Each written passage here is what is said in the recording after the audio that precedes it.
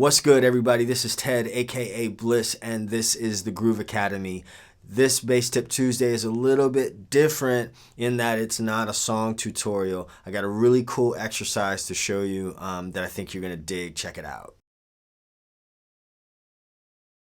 Alright, so you'll notice I'm in a little bit of a different space. I teach bass and some other things over at the Guitar Center in Emeryville, California on Mondays, Tuesdays, and Saturdays. So if you are local to the Bay Area and you want a one-on-one lesson, ask for me by name over at the studios and I'd love to work with you. So what we're going to do, we're going to use a major 7 shape starting with the second finger. So for instance, here's C major 7.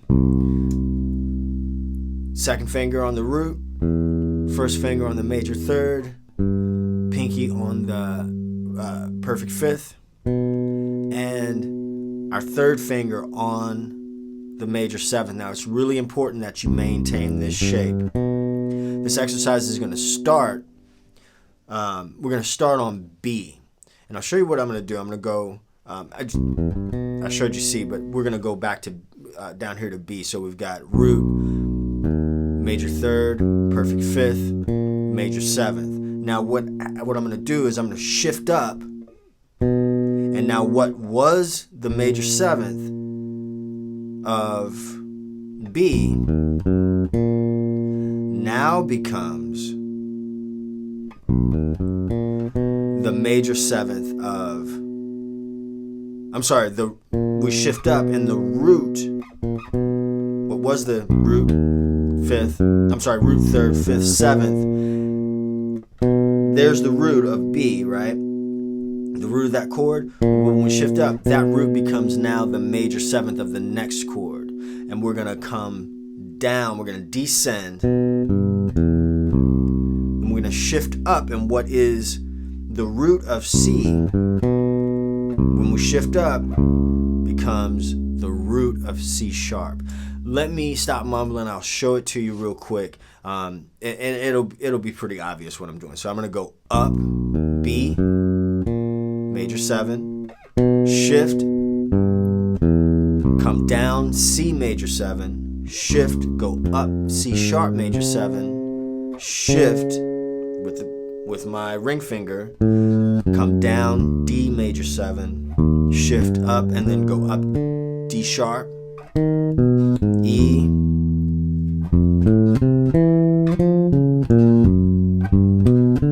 now I stopped talking because I want you to see it. Now I'm up to A sharp now. Now there's a reason why I used all sharps going up, and I'll show you in just a second. But since I'm using a second finger shape, that's why I didn't start with B flat or A sharp down here. Because I really want to kind of, when I started doing this, one of the things was really drilling in that particular fingering shape. So how I'm going to use this exercise to get familiar with the notes on the neck.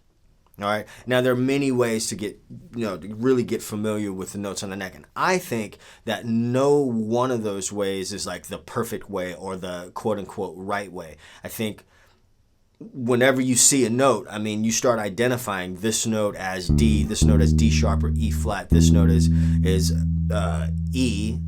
What did I just say? This note is F, etc. Every time you see the note, you just acknowledge what the note is, and over time you get to know these things. If you label them and you say, oh, that's C, that's C, that's C, you know what I mean? So check it out. Starting with B, I'm going to say the name of the chord that I go to. Each time I go to a new chord, even if I don't start on the root, I'm going to name that chord. Check it out. B, C, C sharp, D, D sharp, E, F, F sharp, G, G sharp, A sharp. Now watch this as I go back down. Now I'm going to say the flats. I'm going to go A. And And it's all backwards. It's just doing the same thing but going back down. So now we're gonna go A flat, G flat, F, E flat, D flat, C, B, and then I resolved on C. So you can see it's really obvious, how you have to kind of address the string crossing. I won't talk about that too much because my hand is really dark. I should bring some lights up in here. But yeah, so let me do it again all the way through. Not about speed. I guess you can use it to be sort of a chops sort of an exercise or whatever, but it's not really about that. It's more about kind of a brain thing. So let me do that again at a little bit of a quicker tempo. B, C, C sharp, D sharp, E, F sharp, G sharp, A sharp, A flat, G flat, F, E flat, D flat, C, B, C. Now you notice I'm not like when I go, if I go C sharp, I didn't start on C sharp. I'm calling out the name of the chord, right? So if I wanted to do that same type of idea on with the first finger, I could go B flat, B.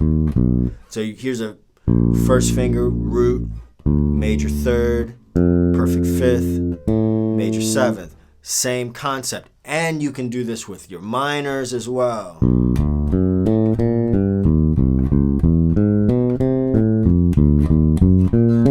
And so on. You could do it with your dominant sevens.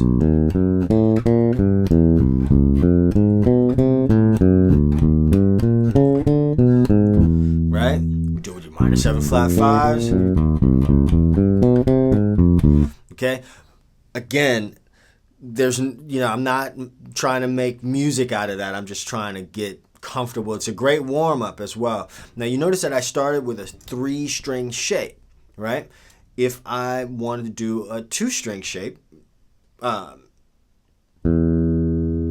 E, I got triads, or I haven't worked on it, but I just thought, you could go, do the arpeggio going down. I mean, there's all sorts of ways to modify and do this kind of a thing. So here's E,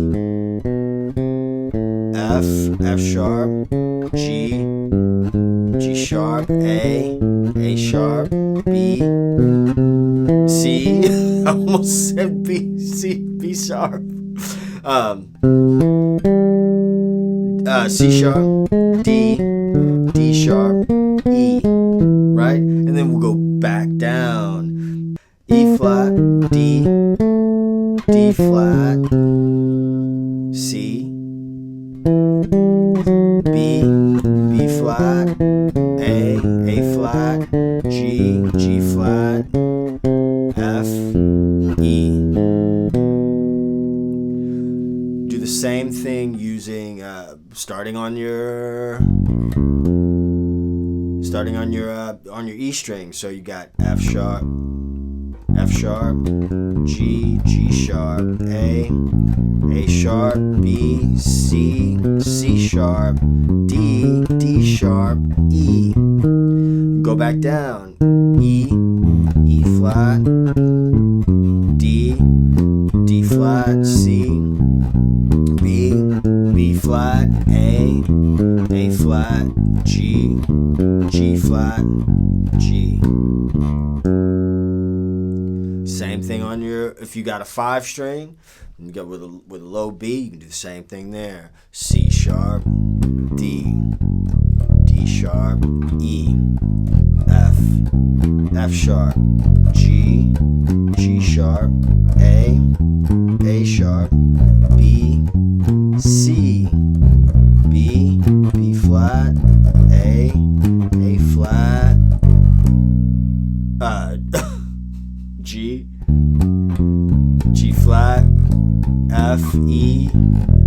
flat, D, D flat, C. Yeah, some brain freezes there. So that's the whole point. So I hope you dug this exercise, this really quick lesson. If you did, hit that like button, hit that subscribe button, and share it with your friends if you know some folks that could benefit from a lesson like this. And if you want to buy a brother some coffee, click that link over there. You know what I mean?